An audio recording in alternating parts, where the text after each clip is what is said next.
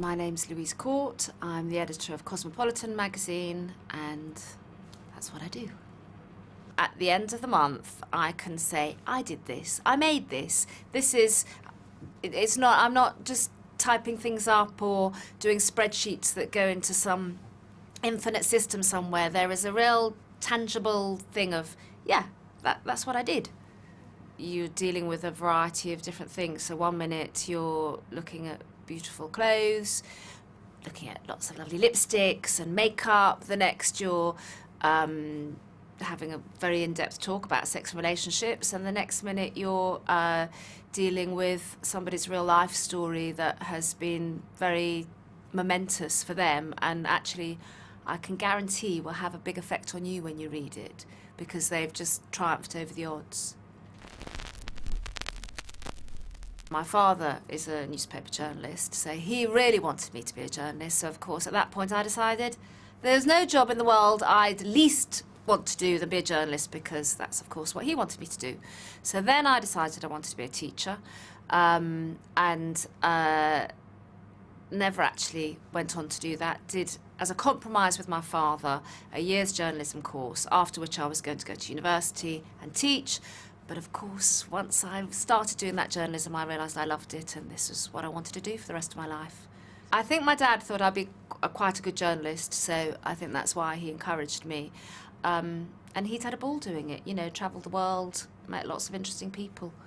So my father might possibly have been right, but don't tell him. I did a year's journalism training, and then you were expected to go and work on a local paper for a couple of years where you got your indentures. And the indentures are like a qualification, so it's like officially becoming a plumber or an electrician. It meant you'd passed shorthand, law, public administration, which is sort of how local councils run and national government runs. Then I went to work on another paper in Surrey, and then I started shifting on national newspapers. So I went freelance, and then you'd either do daytime shifts or nighttime shifts, because newspapers have to really operate on a 24-hour basis. And then I finally got a job. I mean, if you want to work in magazines or newspapers, trying to get work experience, I know, is very hard. We get so many letters every week that sadly we just can't accommodate them. But if you can get experience doing stuff on papers, just understanding how the industry works, and it will make your CV stand out more. And also, this is an industry that's about contacts, so you get to know people and they get to know you, and you can get recommendations. For my sins, I'm a Crystal Palace fan.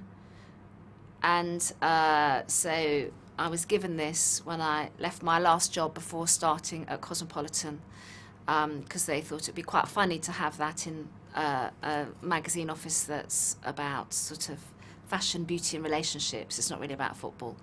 The two best moments of my life: giving birth to my children. Okay, three best moments. Giving birth to two children, and when we won the FA Cup semi-final against Liverpool and thought we were going to Wembley and possibly Europe.